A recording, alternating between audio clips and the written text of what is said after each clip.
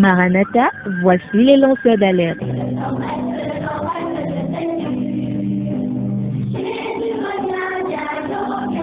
Avec vous, dès le point du jour, crions. Maranatha, Jésus revient.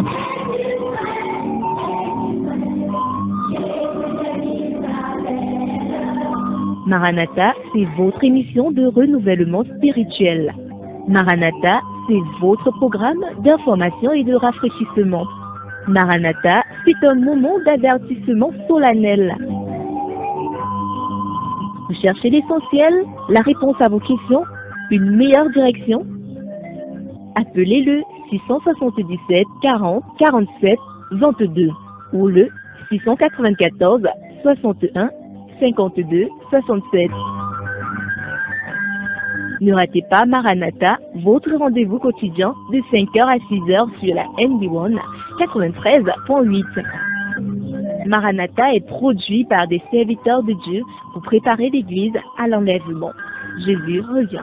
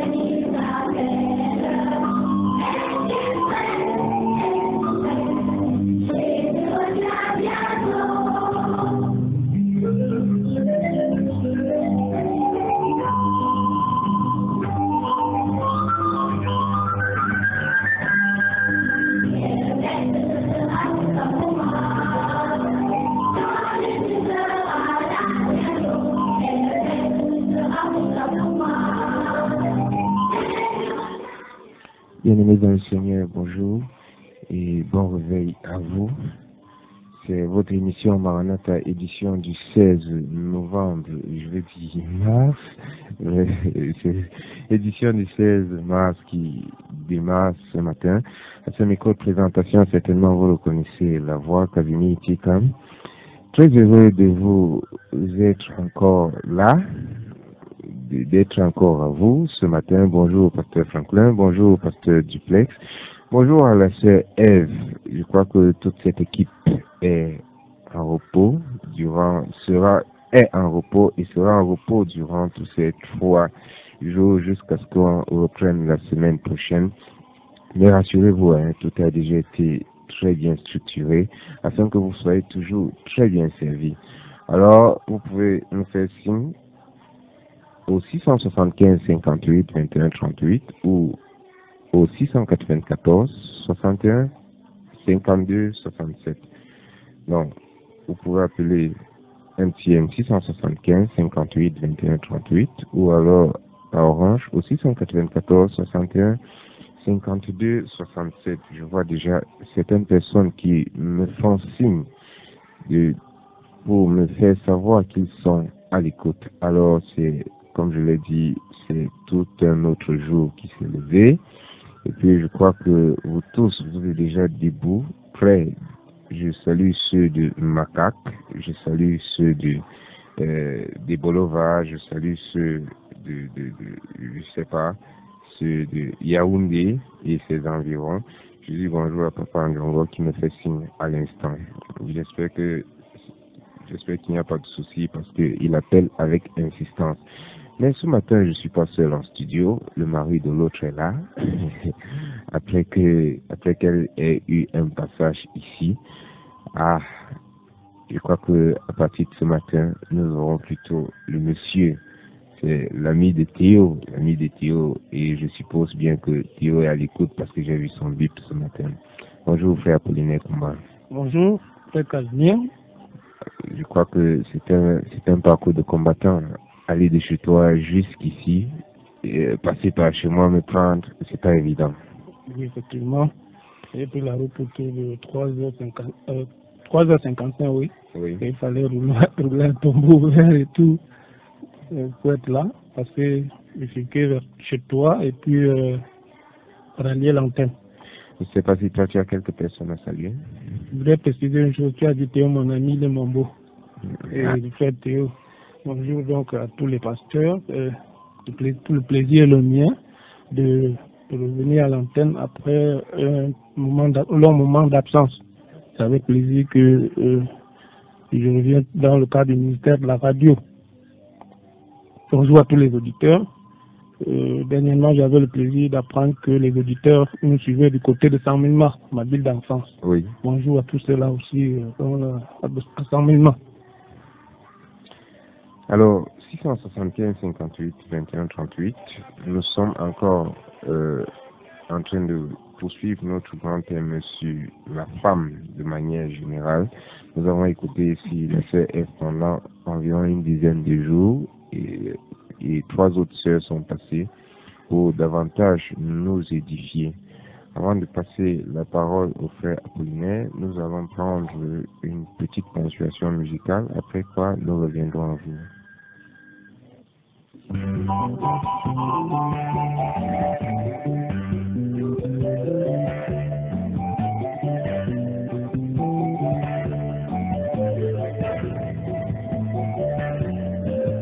Les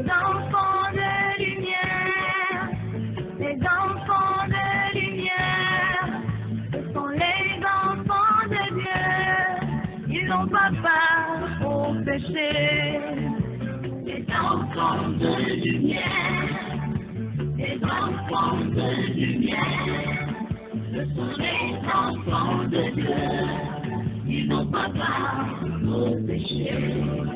Ce sont ceux pour qui Christ est mort et dont la vie est cachée en lui. Leur gloire n'est pas de ce monde, leur héritage est dans les cieux.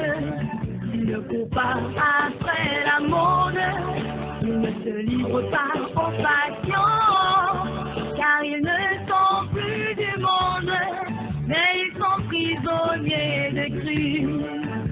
Les enfants de lumière, les enfants de lumière, ce sont les enfants de Dieu, ils n'ont pas peur au péché.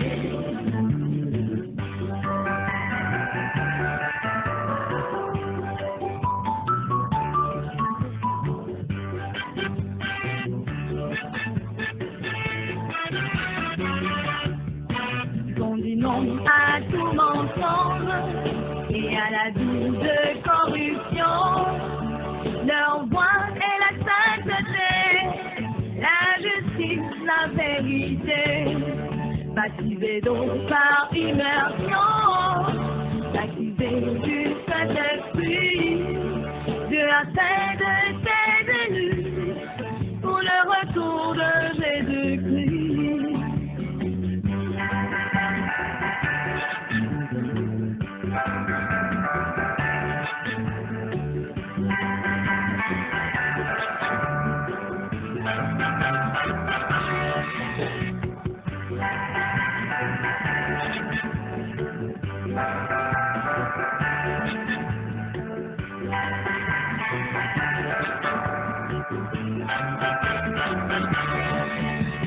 Et toi qui te dis chrétien, toi qui te dis chrétien, et qui ne diffère en rien des païens,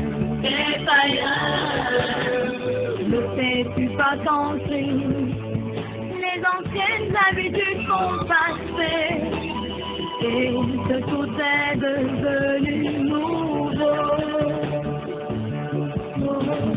De la faveur de Dieu, laissons délaisser le monde. Oh, comment serais-tu un enfant de lumière? Comment serais-tu un enfant de lumière? Comment serais-tu un enfant de lumière? Un enfant de lumière,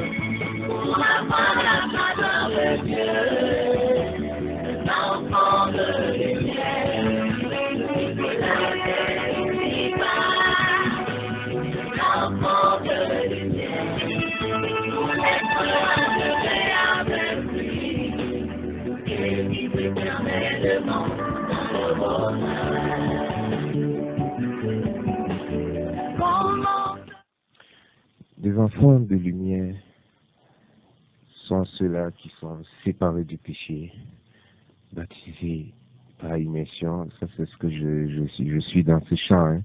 Je ne sais pas si Théa peut me réécrire. Il me signalait tout à l'heure que le son n'était pas assez bon. Pourtant, de ce côté, moi, je reçois 5 sur 5. Je ne sais pas s'il y a un autre problème.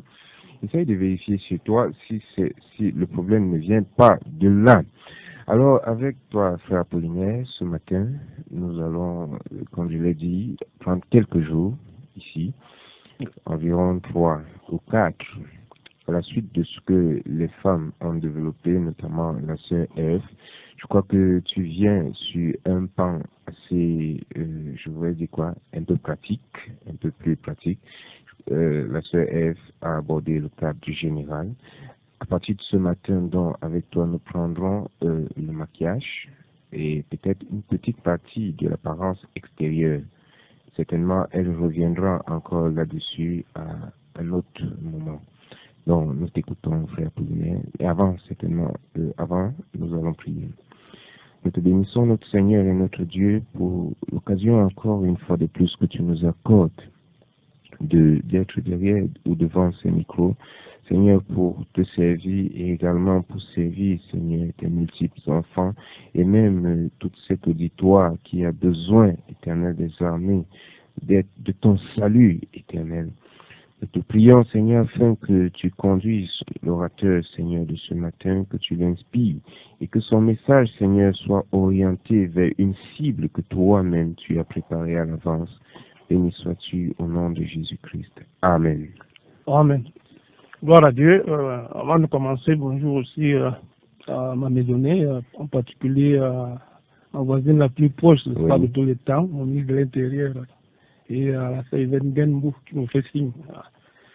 Ok, comme tu l'as dit tantôt, nous allons rester dans le couloir des enseignements sur la femme, n'est-ce pas? Mais comme tu l'as dit, quelques vérités sur le maquillage, 2 points, l'un des veaux d'or des temps anciens et des temps modernes. Alors, donc, les quelques jours que nous aurons à passer ici, nous allons nous étendre là-dessus. Donc, nous allons donc, dans un premier temps, poser le problème, nous allons voir la problématique. Dans le deuxième lieu, la définition, les différentes définitions du maquillage. Ensuite, nous allons aller sur le plan historique. Dans cet aspect que le pasteur Franklin appelle souvent Bible fermée. Nous allons dans le séculier d'abord. Qu'est-ce que le monde, selon le monde, tel que le séculier voit. Et ensuite, en troisième lieu, nous allons aller dans Bible ouverte, comme il aime souvent aller dire. Nous menant la Bible. Qu'est-ce que la Bible dit? Et enfin, nous allons voir la porte d'espérance, les lueurs d'espoir qui se présentent à nous. Donc, avant de poser donc le problème, nous avons une série de 3 versets que nous allons lire. Il y a d'abord Josué 24, 23. Ôtez les dieux étrangers qui sont au milieu de vous et tournez votre cœur vers l'Éternel. Souvenons-nous que dans notre thématique, j'ai dit l'un des maquillages, quelques vérités sur le maquillage, l'un des veaux d'or des temps anciens et des temps modernes. Parce que sur le plan historique, nous allons le voir que ça ne date pas d'aujourd'hui. Et lorsque nous allons voir l'époque contemporaine, nous allons voir que ça prend de l'ampleur aujourd'hui. Donc, l'un des veaux d'or des temps anciens et des temps modernes. Ensuite, nous avons 1 Jean 5, 21. Nous sommes en train de poser les bases. Petits enfants, gardez-vous des idoles, c'est-à-dire des faux dieux, de tout ce qui peut occuper la place de Dieu dans votre cœur.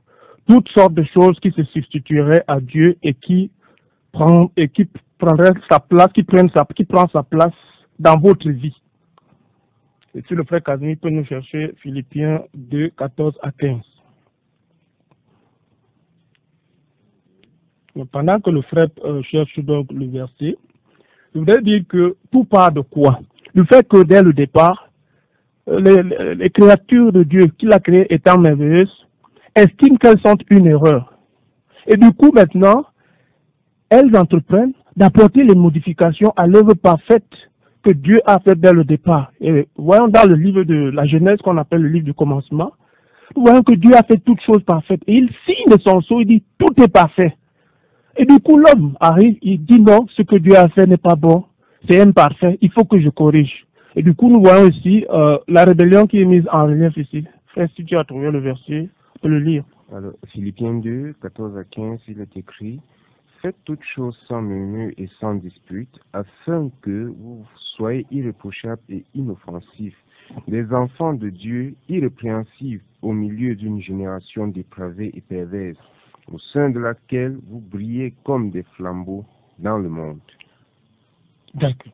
Donc, nous voyons ici qu'à travers ces 3 versets, j'ai tantôt parlé du maquillage comme l'un des veaux d'or. Donc, quand on parle de veaux d'or ici, on fait référence à ces faux dieux que les hommes eux-mêmes ont entrepris, n'est-ce pas, de créer, on peut le dire, d'ériger, et qu'ils adorent. Et nous voyons que même le maquillage aujourd'hui, les femmes lui vouent un culte carrément. Donc, c'est pour cette raison que je fais allusion à l'un des veaux d'or des temps modernes. Mais d'entrée de jeu, je voudrais dire que si je m'en tiens à Colossiens 1,16, qu'est-ce que la parole de Dieu dit? Car en lui ont été créées toutes choses qui sont dans les cieux et sur la terre. Tout a été créé par lui et pour lui, y compris le corps. Parce que quand nous allons arriver dans le cadre des différentes définitions, nous allons voir. On va s'apaisantir davantage là-dessus. Alors cette notion des gens qui estiment qu'ils sont une erreur, ou alors que leur apparence physique n'est pas bonne, il faudrait procéder autrement pour pouvoir plaire aux hommes, pour pouvoir être conforme aux standards du monde. Et plus loin qu'on va avancer, nous allons voir que cette affaire du maquillage est une tendance à la mondanité. Et la Bible, tout ce qui a trait au monde, qu'est-ce que la Bible nous demande de faire? Elle nous recommande d'en sortir du monde. Nous ne devons pas imiter le monde. Beaucoup estiment qu'ils sont des enfants non désirés et tout ça, ils sont frustrés ou quoi que ce soit. Mais qu'est-ce que le psalmiste nous dit ici? Quand je prends le psaume 139, au verset 16 déjà, je t'ai à peine formé, tu me voyais déjà. Déjà tu avais écrit dans ton livre le nombre de jours que tu allais me donner. Et pourtant, aucun n'avait encore commencé. Alors si dès le départ, le Seigneur disait que toi tu devais être noir, mais du coup, maintenant, il a vu qu'aujourd'hui tu estimes que tu es une erreur, que tu n'es pas tel que le Seigneur l'aurait voulu. Alors là, il y a un problème. Un peu plus haut, même au verset 14, toujours du psaume 139, il y a cette vérité qui réjouit nos cœurs. Suivant ce que le psalmiste dit. Je te loue, Éternel, de ce que je suis une créature si merveilleuse. Est-ce que les adeptes du maquillage peuvent vraiment s'en tenir à ce verset, à ce verset? Je te loue, Éternel, de ce que je suis une créature si merveilleuse. Nous sommes toujours dans le cadre de la problématique. Je voudrais ici citer une thématique qui a fait l'objet d'un débat sur les réseaux sociaux. Qu'est-ce qu'ils ont dit? Le thème c'était quoi? Les dégâts des mèches et des défrisages. En posant le problème, je suis en train de vouloir aborder ici les cousins du maquillage pour aboutir, pour atterrir proprement dit sur le maquillage. Je vais évoquer, disons, ces cousins ici, les artifices et tout l'arsenal qui tourne tout autour, parce que nous allons voir que c'est tout un ensemble. Il y a un arsenal qui contribue à faire la promotion du maquillage. Le maquillage que je vais appeler ici le décapage sur le décapage. Alors, qu'est-ce qu'ils disent? Ce débat, donc, comme je le disais tantôt, ça fait vraiment des vagues sur les réseaux sociaux. Et ici, ce n'étaient pas des chrétiens. C'était les gens de tous bords. Les dégâts des mèches. Vous ne pouvez pas corriger Dieu en voulant vous offrir d'autres cheveux qu'il vous a donnés à la naissance. Qu'il vous a donnés à la naissance. Les cheveux crépus. Qu'il vous a donné à la naissance. Donc, voilà donc le séculier qui dit, voilà, qui mentionne un fait ici, que les hommes veulent corriger Dieu. Et plus loin, il évoque ici, plus loin, on a évoqué ici les propos du chirurgien de la Floride aux États-Unis, le docteur Alan Bauman. Qu'est-ce qu'il dit ici? à propos de cette célèbre artiste que nous avons souvent, du moins que les médias évoquent souvent, Naomi Campbell, qui a fait la couverture des magazines du monde entier et qui a été adulée par les femmes. Qu'est-ce qu'il dit? Cet ancien mannequin semble souffrir de quoi? D'alopécie de traction, c'est-à-dire de perte de cheveux due à des extensions, c'est-à-dire les mèches. Et si on parle de l'anglo-saxon, c'est les rajouts. Lorsqu'on voit en l'anglo-saxon, les mèches, ce sont les rajouts. Ça, ce sont les artifices et les cousins. Nous sommes en train de poser les bases, comme je l'ai dit tantôt. Et en plus de cela, en dehors de cela, nous pouvons évoquer aussi les tatouages, les piercings aussi. Les tatouages et les piercings. Ce sont les cousins du maquillage. Parce que nous sommes en train de voir ici. Parce que, au fond, ici, l'épicentre, c'est quoi? La promotion d'un idéal de beauté. Et cette affaire de maquillage, je peux intituler ça la bellissima mania. Cette maladie qui consiste à vouloir, à désirer être belle. Nous avons vu dès le départ ici avec le psalmiste que dès le départ, le Seigneur nous a fait des créatures merveilleuses. Mais il faut souligner donc, en ce qui concerne les tatouages et le piercing, on va le voir, dans la vision chrétienne du monde, la terre appartient au Seigneur ainsi que tout ce qu'elle contient. Nous allons lire à la maison le psaume 24, nous allons voir là-dedans, nous serons édifiés à propos. Dieu ayant donc créé l'homme à son image, ce dernier portait initialement sa marque. La marque. Cette empreinte divine a été perdue par la chute, mais peut être rétablie par la rédemption acquise par Christ. Ça c'est clair, c'est évident. Le croyant reçoit alors la marque de Dieu, qui est le Saint-Esprit. C'est en Christ que vous avez cru. Vous avez obtenu de Dieu l'Esprit Saint qu'il vous a promis et par lequel il vous a marqué de son sceau, sa marque, pour lui appartenir. Je cite comme ça Ephésiens 1:13. Et donc, en raison donc de l'appartenance, de notre appartenance, ce problème d'appartenance, notre appartenance à Dieu, n'est-ce pas? Voyons donc que les tatouages et les autres marques d'identification ne trouvent pas leur justification ici dans la Bible. D'ailleurs, que nous dit Deutéronome 14:1? Vous n'imprimerez point de figure sur vous, je suis l'Éternel. Vous êtes des fils pour l'Éternel, votre Dieu. Vous ne ferez pas d'incision, de scarification. Et Larousse, qu'est-ce que le dictionnaire Larousse nous dit pour ce qui est la scarification? Scarification. 1. Incision superficielle pratiquée pour provoquer un écoulement de sang ou de sérosité. En Afrique, marquage rituel, symbolique d'appartenance ethnique ou d'initiation. Alors nous comprenons, donc, nous voyons donc que le Seigneur l'interdit ici de manière formelle. Et la raison donc de cette interdiction est énoncée de manière cinglante en 1 Corinthiens 6, 19 à 20. Ne savez-vous pas que votre corps est le temple du Saint-Esprit qui est en vous, que vous avez reçu de Dieu et que vous ne vous appartenez point à vous-même, au point de pouvoir en faire ce que vous voulez, au point de pouvoir dire que Dieu a mal fait et vouloir corriger. Car vous avez été rachetés à un grand prix. Glorifiez donc Dieu dans votre corps et dans votre esprit qui appartiennent à Dieu. Deux aspects ici. Glorifiez Dieu dans votre corps. Ça c'est important parce que les autres, là dehors, beaucoup de courants religieux disent non, on s'en tient seulement à l'esprit. Mais la Bible est claire et formelle ici.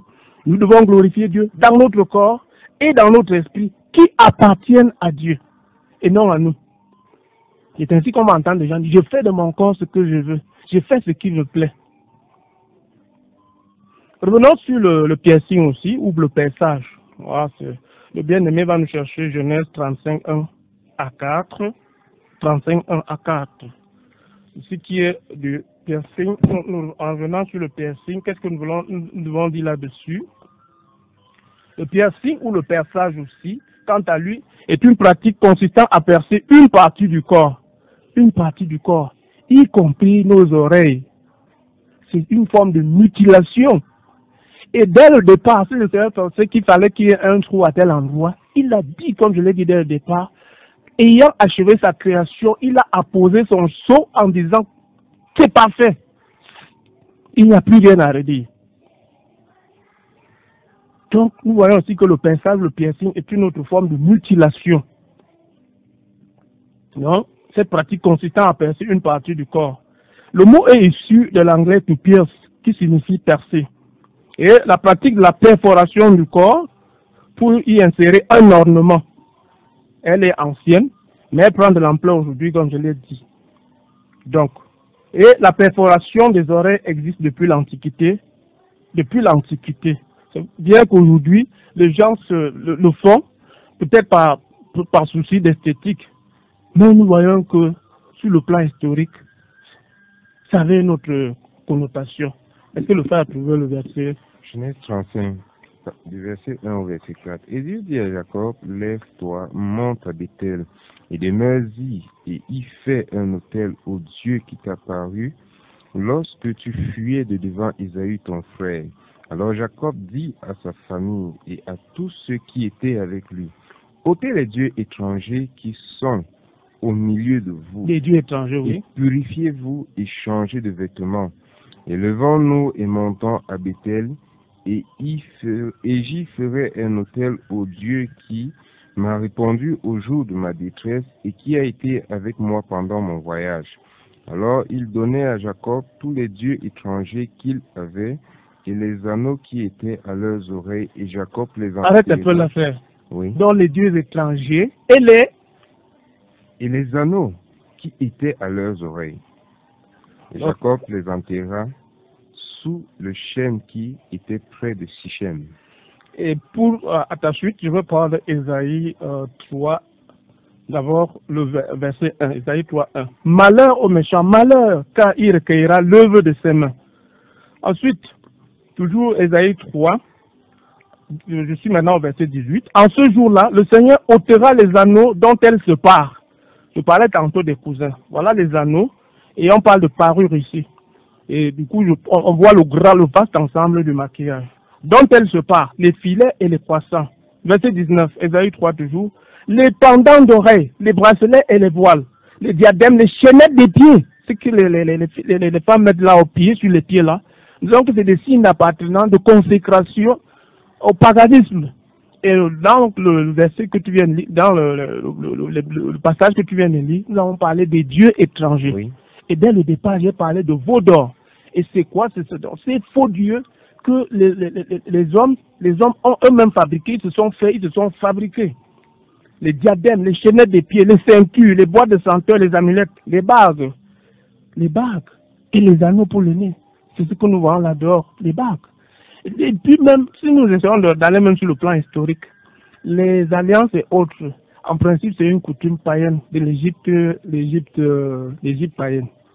Donc, il faut bien que les uns et les autres essaient d'entrer en profondeur dans l'histoire pour voir que tout ça, c'était des pratiques païennes. Les robes de fête, les larges tuniques, les manteaux, les miroirs, les chemises, les tiares et les mantilles. C'est jusqu'au verset 23 d'Ésaïe. Nous voyons que dans le piercing ou le pinçage, nous avons vu ici les pendants d'oreilles, les chaînettes des pieds. Nous avons vu ce sont les dieux étrangers qui doivent être ôtés. Et donc, c'est là qu'on vient ce que nous disions tantôt. Le pinçage, percer le corps, c'est une forme de mutilation pour dire que Dieu au départ ne l'a pas bien fait. Nous pensons que, selon nous, l'orgueil humain, pour que ce soit vraiment plus que parfait, il faudrait que nous ajoutions autre chose à ce que Dieu a fait.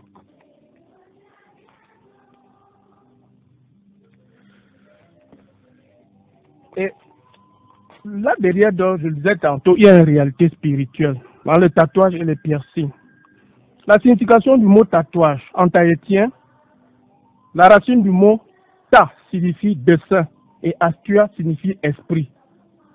Dessin, esprit. Donc ce n'est pas une coïncidence si dans certains pays le tatouage fait partie des rites traditionnels. En Asie du Sud-Est, par exemple, le tatouage est pratiqué par les moines bouddhistes ou les pères brahmanes. Ces tatouages sont considérés comme magiques et donnent à leur porteur des pouvoirs de protection et de bénédiction. J'allais dire prétendument, parce que La véritable protection, la véritable bénédiction se trouve auprès du Seigneur Jésus-Christ. Quant au piercing, donc, le piercing n'est pas du tout recommandable. Et à l'entame de notre séminaire, je voulais le préciser, cette thématique du maquillage, vous êtes en taupe, je vais citer ici le pasteur Paul qui dit que nous, le pasteur est le spécialiste des sujets qui fâchent. Et cette thématique de maquillage aussi, ça va faire mouche dans les églises. C'est une pilule amère, mais nous sommes obligés de délivrer le conseil de Dieu. Ce sera une pilule amère, mais bon, que nous l'avalions et qu'elle nous fasse du bien après. C'est le sort, l'issue de notre âme qui est le plus important. Et lorsque nous avons posé les bases, la série de versets, la pléthore de versets que nous avons lus, nous avons vu, le Seigneur nous demande de ne pas imiter, de ne pas imiter le monde. Nous devons nous en tenir au il est écrit. Et Maranatha, je crois que l'un des slogans de Maranatha, c'est rien que la Bible, toute la Bible, et rien que la Bible. Cela dit, nous n'avons pas la pleine liberté de faire ce que nous voulons de notre corps, mais de nous en tenir à la volonté de Dieu. Cela est très très important. Donc, que de tenir donc de ces cousins-là, le piercing et le tatouage. Le piercing ou le perçage du corps par des boucles, les boutons ou tout autre bout de métal qui paraît être une nouveauté originale des temps récents, fait partie des temps plus anciens même. Et la Bible mentionne ces pratiques, ou même des pratiques équivalentes depuis des temps très très anciens. Lorsque nous allons aborder le volet historique, nous entrerons plus en profondeur. Alors Isaïe 3:21 dénonce les anneaux du nez parmi d'autres marques. Nous avons vu les marques suivies de la mode, ce qui devait faire l'objet du jugement de Dieu. On peut citer également Lévitique 19:28 et Deutéronome 14:1 qui interdisait également les tatouages. Lévitique 19:28 aussi, nous citons comme ça, tellement les auditeurs vont lire à la maison. Ensuite, les prophètes de Baal s'en faisaient aussi. Si ils pourront lire dans 1 Roi 18:28. Ils en faisaient aussi pour essayer d'obtenir les réponses de leur Dieu. Jérémie 41:5 mentionne que des hommes d'Israël s'en étaient faits pour aller à la maison de l'Éternel et furent égorgés peu après par Ismaël, fils de Néthania. Les Philistins s'en faisaient jusqu'au temps du jugement par l'Éternel. Jérémie 47:5. De même que les Moabites, confère Jérémie 48:37. Également, l'action des démons dans un homme l'amène à dégrader son corps. Et lorsque nous lisons ce passage de Marc, nous allons voir qu'on parle d'esprit immonde ici, d'esprit impur. Alors, outre ces mises en garde, quelle direction positive la Bible donne-t-elle pour guider le chrétien sur ce sujet? On peut citer par exemple 1 Corinthiens 6:13. Le Seigneur est pour le corps et le corps est pour le Seigneur. Nous le disons avec insistance. Le Seigneur est pour le corps et le corps pour le Seigneur. Et nous avons évoqué déjà 1 Corinthiens 3:6-17, je crois. Ne savez-vous pas que vous êtes le temple de Dieu et que l'Esprit de Dieu habite en vous? Si quelqu'un corrompt ou détruit le temple de Dieu, Dieu le détruira. Voilà ce que le Seigneur dit. Alors celui qui ose, qui prend la liberté, l'outrecuidance, de vouloir corriger ce que l'œuvre parfaite de Dieu. La Bible est claire ici en 1 Corinthiens 3. Si quelqu'un corrompt, et tout à l'heure quand nous allons aborder les définitions du matériel, nous allons voir que c'est également la corruption. Si quelqu'un corrompt le temple de Dieu, Dieu le détruira, car le temple de Dieu est saint et tel vous êtes. Alors, si nous définissons dans le maquillage, j'ai tantôt parlé du décapage. Et ceux qui font les travaux de construction, les maçons et autres, quand on parle de décapage, de quoi s'agit-il en fait? On ôte la couche de dessus, donc on gratte pour ôter la couche de dessus. Et cela nous conforte dans ce que nous avons dit un peu plus haut, en ce sens que le maquillage est une façon de vouloir corriger Dieu. Qu'est-ce que le Seigneur, le dictionnaire Reverso dit à propos du maquillage? 1. Action de se farder, de couvrir le visage par des produits pour l'embellir, couvrir. 2. Ensemble de produits servant au maquillage ou à se farder. fois le fait de changer un aspect pour tromper ou frauder. Et donc, quand on va évoluer, nous allons voir que, en fait, le maquillage, on parle de porter, le port du maquillage. On verra que c'est un masque. Et quand on dit un masque, ça veut dire que ce n'est plus nous. C'est une autre personne, c'est autre chose. Et le dictionnaire Reverso le définit encore comme étant l'escroquerie, la fraude. La fraude. La fraude. Le déguisement. La dissimulation d'une vérité. La dissimulation d'une vérité, pourquoi? Parce que je suis noir dès le départ. Mais maintenant, je veux ressembler au blanc. La malice. Ça, c'est quelques définitions du maquillage, Mais disons d'une manière globale que le maquillage est inscrit dans le registre de la mondanité dont nous sommes appelés à sortir selon la Bible. Nous allons le voir. Je voudrais encore revenir sur un autre débat qui a fait, un autre débat sur les réseaux sociaux, dans le cadre du club Vert ou Jaune, sont des Camerounais. Ils ont dit débat sociétal du jeudi. Décaper la peau pour ressembler à une blanche. Et le sous-titre était quand changer sa pigmentation devient pathologique. Donc la pathologie, c'est une maladie. Et j'ai dit que un autre nom qu'on pouvait donner au maquillage, c'est la bellissimamania. La maladie, la folie de vouloir être belle, de vouloir être belle. Alors, il dit, là-dedans, si on était à la télévision, vous allez voir, sur cet article, il y a la photo de cette dame, de cette noire. Je voulais découvrir, je cite, l'image d'une noire qui a choisi de se renier, de se travestir pour ainsi devenir quelqu'un d'autre. Alors, nous voyons donc là que la dépigmentation, le décapage, il y a le reniement de soi. Et quand nous posions les bases, nous avons vu que le Seigneur nous a fait une créature merveilleuse. Avant même que nos jours ne commencent à exister, le Seigneur nous connaissait déjà. Il savait que nous devions avoir la peau noire, se travestir. Et quand on parle de travestissement ici, nous voyons donc que c'est-à-dire qu'on est insatisfait de l'état dans lequel on se trouve, de la situation dans laquelle on est, de notre peau, pour devenir quelqu'un d'autre. Et il dit ici, et là, sur la photo en bas de l'article, on voit cette noire-là, ces produits-là, elle a essayé de procéder par une injection à la glutathione pour devenir claire. Et ça crée des dégâts sur son dos. C'est comme, nous voyons comme son dos est comme des vêtements en lambeaux déchiquetés. C'est comme la peau du lézard, ici. Et ça, nous sommes en train de poser les bases. Tout part d'abord de quoi? Il y a le complexe d'infériorité et le complexe de supériorité. Le complexe d'infériorité parce que dès le départ, cette idée est dans la tête de beaucoup de Noirs qui sont, non, le blanc c'est la race supérieure. Et plusieurs fois ici, du coup, le pasteur Franklin a eu à enseigner sur les prouesses que les Noirs ont eu à effectuer, les Noirs. Donc, nous avons le Noir à sa place également dans le plan divin. Dans le plan divin. Il y a beaucoup de Noirs qui sont pétris de talent. Dieu a équipé beaucoup de Noirs de talent ici. C'est ainsi que je peux citer même si je m'en tiens au Figaro, qui a parlé du premier maire de Paris qui était un Noir en 1879. Il était appelé, son nom c'était Severiano de Heredia, qui a été élu conseiller municipal du quartier des Ternes en 1873. C'est un exemple ici pour montrer que les Noirs, c'est vrai que cela a été caché dans les annales de l'histoire parce que c'était un Noir.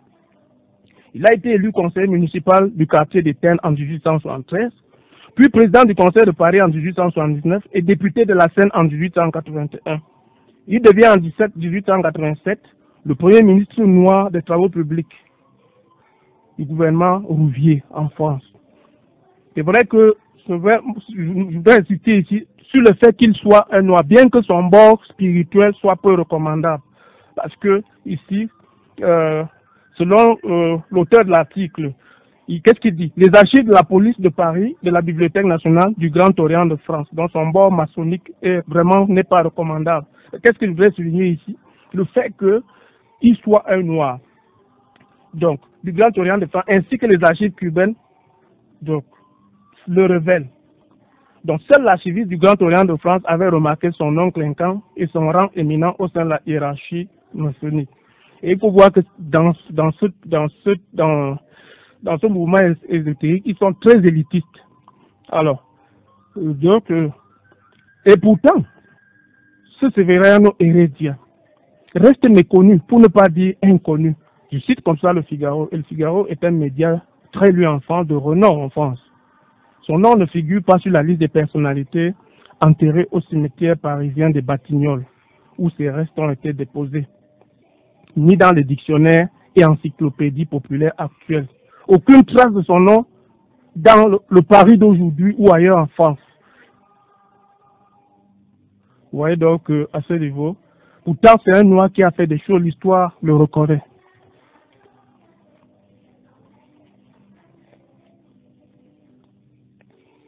Si, je pense qu'il nous reste une dizaine de minutes. Mais donc, en revenant sur cette question donc, du maquillage ou du décapage, comme je l'ai dit, l'un des veaux d'or des temps anciens et des temps modernes. Il est question de voir quelques vérités à ce sujet. La majorité des femmes, même des petites filles, en portent. Je l'ai dit tantôt. Donc, le maquillage, c'est un masque, on le porte. Parce qu'au départ, ce n'est pas notre visage, ce n'est pas notre face, c'est un masque que nous portons. Et très peu de personnes en connaissent l'histoire. C'est ainsi que j'ai aussi évoqué d'autres pratiques là, comme les tatouages, les piercings et autres. Beaucoup de prétendus enfants de Dieu se lancent dans ces pratiques-là à corps et à cri, ignorant l'histoire qui entoure donc ces pratiques-là. Si je peux dire quelque chose à ce sujet, l'industrie, je voudrais donc signaler que l'industrie des cosmétiques fait des milliards de dollars annuellement. La mode et Hollywood ont établi des standards, des normes pour la beauté. Et la plupart des gens les agrègent avec leur goût. Les femmes de tout âge portent du maquillage. C'est vrai qu'aujourd'hui, cette tendance aussi, il y a beaucoup d'hommes qui sont déjà des esclaves, qui commencent à devenir, qui se décapent. Maintenant, je les appelle des omelettes qui veulent devenir des femmelettes. Les femmes de tout âge portent du maquillage. Pour la majorité, il est important d'être à la mode. Et qu'est-ce que la Bible nous dit en ce qui concerne la mode, le monde?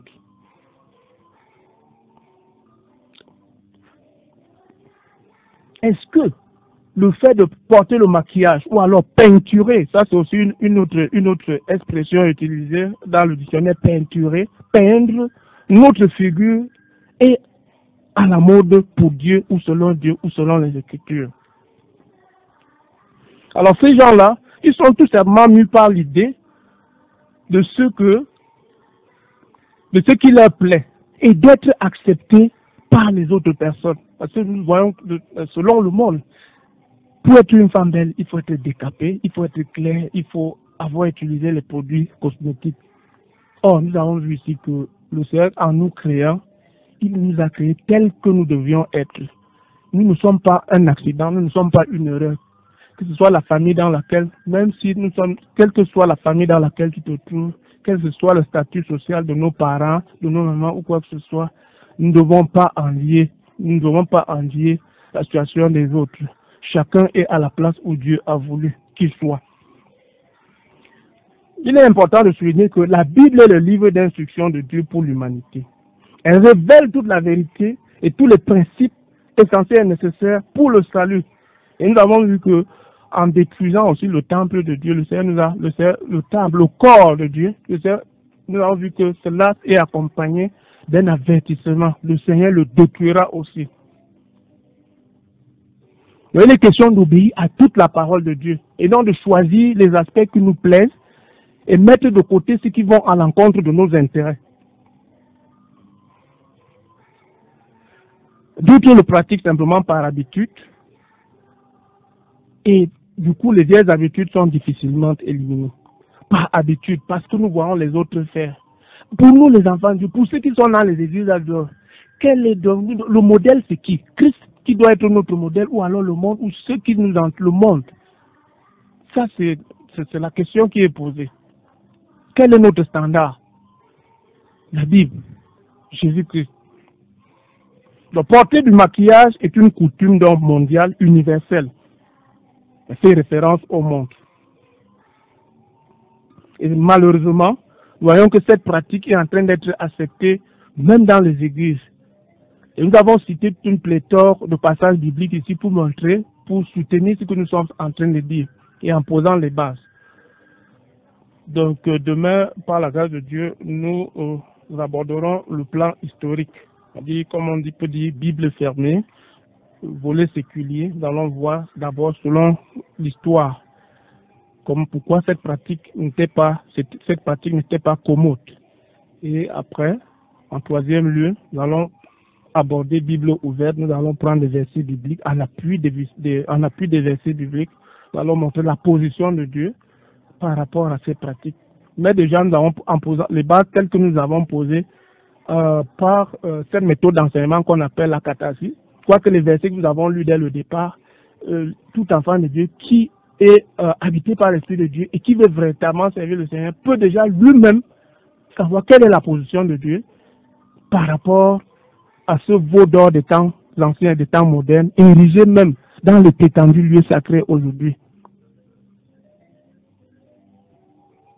Merci, frère Apollinaire. Je crois que les auditeurs, j'espère qu'ils ont été édifiés et qu'il n'y a pas d'égraincement dedans là-bas de l'autre côté. Parce que, en général, face à de tels messages, il y a deux pôles. Hein. Il y a ceux-là qui vont t'applaudir et dire c'est vrai. Il y a ceux-là qui vont commencer à mâcher les dents. Hein. Et t'attendre peut-être quelque part. Donc ne sois pas surpris d'entrer dans le registre de ceux-là qui sont habitués ou alors qu'on engueule régulièrement. Je crois que le pasteur Franklin, il est habitué, moi-même je suis habitué. La sœur Ève également. Donc que le Seigneur véritablement soit béni. Ce que j'ai retenu là, c'est que le maquillage, c'est de la fraude. Je prends le frère Théo qui est déjà là. Allô? Oui, bonjour, frère Théo. Bonjour, frère Théo. Bonjour, frère Bonjour, frère Théo. Ce pain chaud que tu donnes le matin, là, ça me plaît. Un pain gourmand qui chauffe trop fort comme ça, tu n'auras pas d'amis en sortant de là, je te le rassure. Vous avez pris les pas de votre papa. Toujours ce qui fâche les gens. Ah, C'est un bon plat. oui. Un plat véridique devant l'Éternel. Ce que les gens aiment, ce n'est pas toujours ce que Dieu a demandé. Oui. L'être humain aime courir dans le sac, comme on dit. On gâte le corps que Dieu a dit et on prétend dire c'est mon corps, je fais de mon corps ce que je fais. En tout cas, nous comptons sur toi. Tu as vraiment planté le décor ce matin. Pour celui qui veut comprendre, il pourra comprendre. Sois béni abondamment. J'ai dit, quand tu arrives à la maison, fais un gros coucou aux enfants et à ma fille. Sois béni abondamment. D'accord. Merci beaucoup à toi, frère Théo. 675 58 21 38 ou le 694 61 52 67. Voilà deux contacts. Pour le moment, je constate que le 694 et le 696 28 95 08 n'est pas disponible. Donc, vous devez, si vous voulez nous joindre, appeler à ces deux numéros-là que je vous donne. 675 58 21 38 ou alors le 694 61 52 67. Nous avons quelques interventions sur le forum. La sœur Audrey de Nimboman. Bonjour à tous les frères et sœurs. Je prends cet autre auditeur.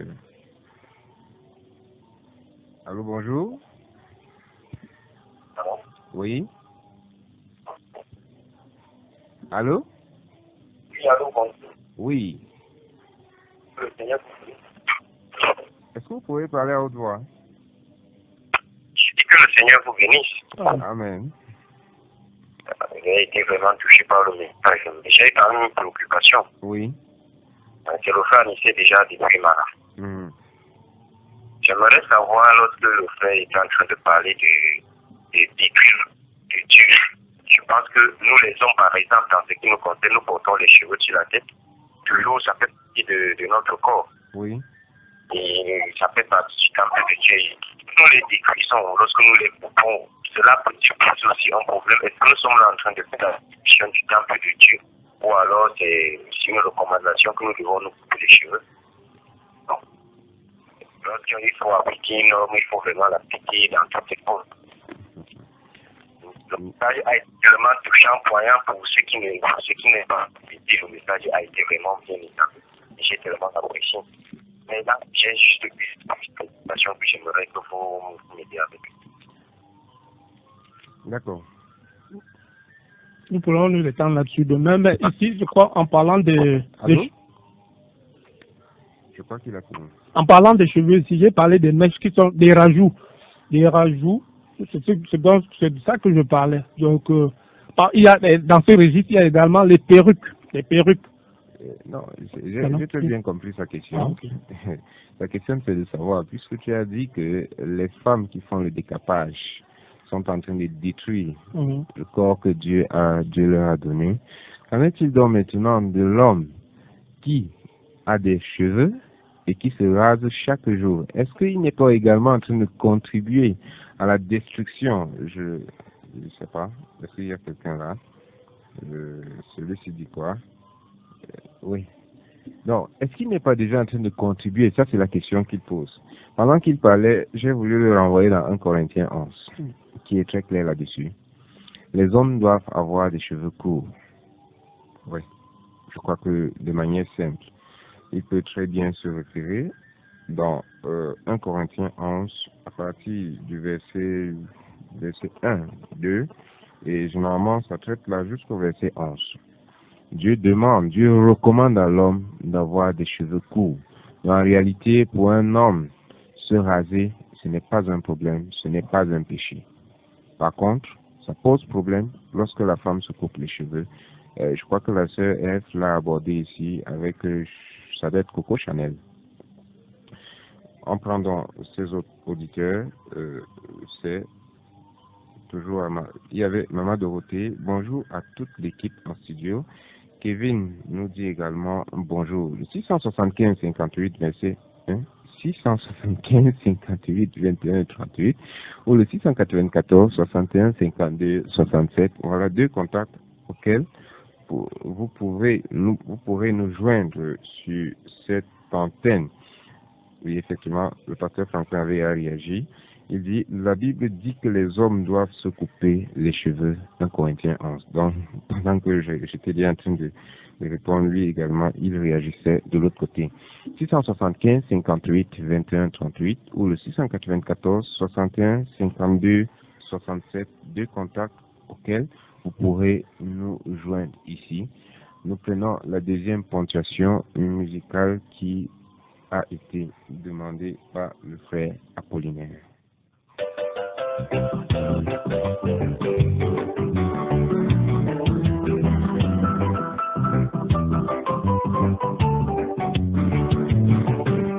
Où passeras-tu l'éternité, mon ami?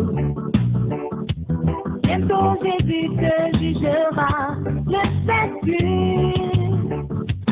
Seras-tu parmi les élus, mon ami?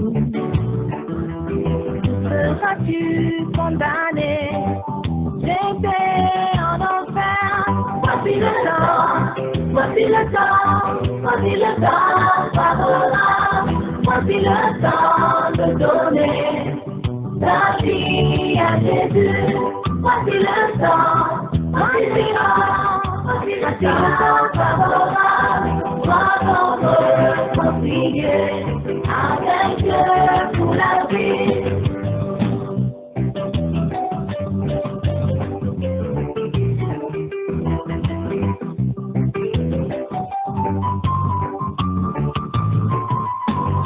bientôt ce monde va passer, mon ami.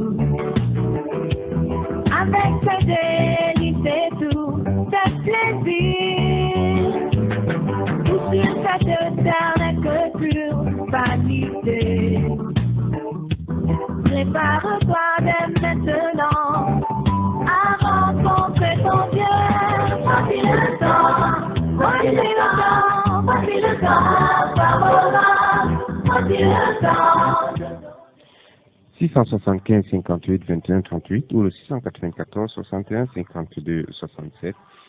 Tantôt, frère Apollinaire, lorsque tu développais ton introduction tout à l'heure, tu as parlé du maquillage comme étant un masque. Et là, j'ai devant moi une définition du masque.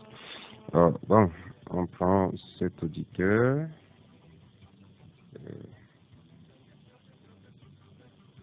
Il est parti. Oui, il est là. Allô, bonjour. Oui, c'est Papa Michel. Oui. Oui, que le Seigneur vous bénisse. Merci. Dieu bien suivi entièrement. Oui. En ce qui concerne l'alliance. Oui. Vous savez, quand il a enlevé l'unicité, on peut plus le garantir. Amen. Donc le Seigneur vous bénisse. D'accord. Je crois que c'est Papa Michel. Je ne l'ai pas bien suivi. Oui, il dit qu'en ce qui concerne l'alliance, il va enlever, si je l'ai bien suivi, parce qu'il a été touché par le message. Gloire à Dieu. Bien. Oui, je crois que c'est ce qu'il dit. Gloire à Dieu donc. Donc, même si on sera insulté tout à l'heure, notre message n'est pas quand même tombé sur le dos du canard. Oui. Oui. Il y a de la joie, c'est un seul péché qui se répand. Et nous avons vu que ce sont des faux dieux. Ce but sont dans les livres est écrit. Alors, Maranatha, c'est ça, il n'y a vraiment rien à faire, c'est rien que la Bible, toute la Bible, sans rien en enlever. Et c'est un sujet qui fâche, comme j'ai cité tantôt le frère Théo, le pasteur Paul, à qui je dis un bonjour particulier. D'accord. Alors, j'étais en train de donner cette définition de masque. Le masque est destiné à dissimuler, représenter ou imiter un visage, assure de nombreuses fonctions, variables selon le lieu ou les époques. Il dit simple divertissement, c'est comme ça qu'il définit, simple divertissement ou associé à un rite, œuvre d'art ou produit normalisé. Ce qui me captive un peu là-dedans, c'est destiné à dissimuler. Ça me rappelle cet homme-là qui, le maître avait organisé une fête dans la Bible et le bon monsieur s'est retrouvé parmi les conviés. C'est comme ça qu'on les appelle, c'est les convives. Les convives, sans habit de noces. Pendant que le maître passait par là, il s'est étonné de savoir comment celui-là avait fait pour se retrouver dans ce lieu. Il a dit liez-les les mains, les pieds et les mains, et jetez-le dehors où il y a les pleurs et les grincements dedans. Que tous ceux qui ont les oreilles pour entendre, qu'ils entendent ce que cette parabole voulait très bien dire et en relation avec ce verset. Thomas Dawai dit « Bonjour en studio, merci pour ce message. » On va sur le forum. Je crois qu'il y a des réactions là-bas de ce côté. 675 58 21 38 ou le 694 61 52 67. Dans 2 minutes, nous serons partis de ce studio. Nous avons Maman Irène qui dit « Bonjour frère Apollinaire et bonjour Casimir, soyez encouragés. Nous reprenons encore cet auditeur-là qui revient. » Allô? Allô? Oui. Oui, je reviens toujours. Oui. Oui, là j'ai vu quand même des références pour prendre les cheveux. Les hommes devaient avoir des cheveux courts, donc des cheveux coupés. Oui. Et là, dans la question qui revient donc, parce que maintenant on voit des touches de rien sur la tête des hommes. Pardon? Et donc, l'homme qui coupe ses cheveux, parfois on a des touches de cheveux qui restent oubliées. La tête, on a des ceci et de cela, on a des mots de conseillers sur la tête. Est-ce que cela n'était pas peut-être par hasard ce n'était pas peut-être contre la volonté de Dieu, par exemple? Et lorsque nous regardons ce que nous, les hommes, nous faisons sur le tête, parfois on a tendance à le préférer peut-être encore les coiffes. Donc, excusez-moi toujours d'être persistant parce que le message est tellement touchant et beaucoup plus à mon concerne. Quelle est votre préoccupation actuelle? Bon, il Je me fais un bon- parlait des différents coupes de coiffure. Oui. La Bible nous parle de descente et de décence. Et il a évoqué ici la mode.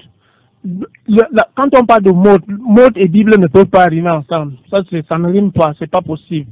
Les deux ne se conjuguent pas. Il y a la descente même dans nos coiffures. Prenons un exemple. Ce que les gens appellent dehors là, les punks et les machins, c'est tout en référence à quoi? Parce qu'il y a un modèle d'une star païenne là-bas qui a peut-être une coiffure. Et même lorsque nous voyons même des coiffures dans les temps anciens, il y avait des coiffures qui étaient pour des rites ou qui avaient des significations. N'oublions pas que dans beaucoup de choses, nous les copions, nous les faisons. Et c'est là où le danger lorsque nous copions le monde. Parce que le monde, lui, puise sa source dans, on peut dire quoi, dans l'inspiration du diable. Alors, si nous devons nous référer, comme on dit, à la Bible, stricto sensu. Donc, si déjà il parle de mode, la mode ne peut pas rimer avec la Bible, c'est pas possible. Je crois que Romains 12, verset 2 est clair là-dessus. Ne vous conformez pas au monde actuel. Je m'arrête là, vous pouvez lire la suite du verset. Alors, notre émission entre en gare ce matin, parce que Papa Raphaël, qui a suivi la régie d'antenne, il est là, et puis il faudrait pas qu'il intervienne, qu'il suit juste un moment à l'autre. Alors, c'était Émile Maranatha. Non, nous ne pourrons pas prendre Théo. Il reviendra demain. Bon, il est parti, il reviendra demain. Alors, Frère Apollinaire, tu vas nous donner tes contacts, et puis nous allons sortir. 679 52 42 04 ou alors 694 55 01 31. Non, appelez-le directement, hein, si vous voulez le lapider. Tu vas le prendre. Tu vas le prendre. 679 52 42 04 Oui. 694 55 01 31. Non, en réalité, c'est juste pour rire. Je t'ai dit, il y a ceux qui vont apprécier, comme Papa Michel, et il y a d'autres qui vont seulement chercher à nous engueuler. C'était dans Maranatha, édition du 16 mars 2018, à ce micro de présentation Casimir Thiekam. Je réponds au 675 58 21 38 ou le 694 61 52 67. À demain, s'il plaît à Dieu, je crois qu'Quentin le baryton va prendre les commandes tout à l'heure.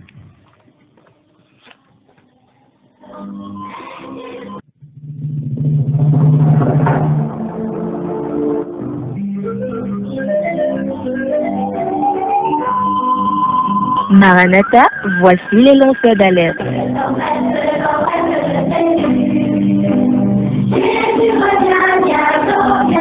Avec vous dès le point du jour criant. Maranatha, Jésus revient.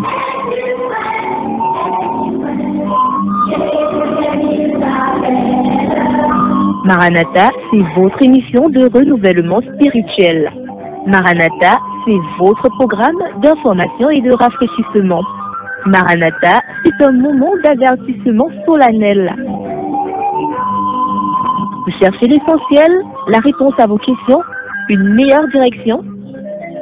Appelez le 677 40 47 22 ou le 694 61 52 67. Ne ratez pas Maranatha, votre rendez-vous quotidien de 5h à 6h sur la NB1 93.8. Maranatha est produit par des serviteurs de Dieu pour préparer l'Église à l'enlèvement. Jésus revient. Il va venir au